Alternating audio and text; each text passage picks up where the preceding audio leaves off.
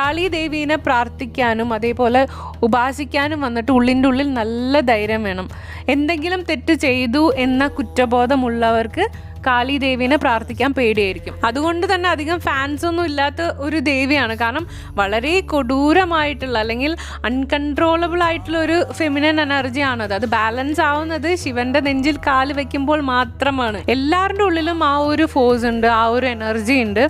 പക്ഷേ ആ ഒരു എനർജീനെ അവേക്കൺ ചെയ്യുന്നത് വന്നിട്ട് ഭയങ്കര ഡേഞ്ചറസ് ആയിട്ടുള്ള കാര്യമാണ്. കാരണം വൺസ് അവേക്കൺഡ് ആയിക്കഴിഞ്ഞാൽ കാളിൻ്റെ മുമ്പിൽ ഒന്നും നിൽക്കില്ല. അതെൻ്റെ ഫ്രണ്ട്സ് ആണോ, അതെൻ്റെ ഫാമിലി ആണോ, അല്ലെങ്കിൽ സ്വന്തം ബന്ധമാണോ, ഇതൊന്നും ബാധകമല്ല കാളിക്ക്. എല്ലാം ഡിസ്ട്രോയ് ചെയ്ത് കളയും. സോ നമ്മളുടെ ഉള്ളിലുള്ള ആ ഒരു ഫോഴ്സിനെ അവേക്കൺ ചെയ്യണം എന്ന് ആഗ്രഹിക്കുമ്പോൾ നമ്മൾ മനസ്സിലാക്കേണ്ടത് ആ ഒരു ഫോഴ്സ് വന്നിട്ട് നമ്മളെ ഡിസ്ട്രോയ് ചെയ്യും. ഡിസ്ട്രോയ് ചെയ്യുക എന്ന് പറഞ്ഞു കഴിഞ്ഞാൽ നമ്മുടെ ഈഗോനെ ഡിസ്ട്രോയ് ചെയ്യും, നമ്മളുടെ ഇലൂഷൻസിനെ ഡിസ്ട്രോയ് ചെയ്യും, നമ്മളുടെ ലൈഫിനെ തന്നെ മീനിങ്ലെസ് ആക്കി കളയുന്ന ഒരു എനർജിയാണത്.